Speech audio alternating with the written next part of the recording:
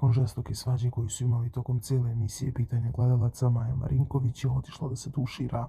Odmah joj se pridružio Jasmin Durčić koji je stajao non stop ispred njene tuš kabine. Iskoristili su priliku da skine bubicu i povedu detaljan razgovor bez šifri. Međutim, on je u jednom trenutku počeo da prikazuje pogled u plafon, pogled u pod, verovatno aludirajući na to da će od danas tako sedeti u emisijama kako ne bi bio grđen od strane Maje. Kako će se situacija dalje razvijati između njih dvoje, ostaje nam da ispratimo. Podsjetimo, oni nisu prestali da se sukobljavaju u spavajućoj sobi. Nasmija si se, rekla je Maja. Njemu se nisam nasmejao, možda sam hteo zbog tvoje reakcije, rekao je Asmin. Bilo je pri kraju stola, sedit ćeš se kad izviznem šamarčinu. Završila je Maja kratko i jasno.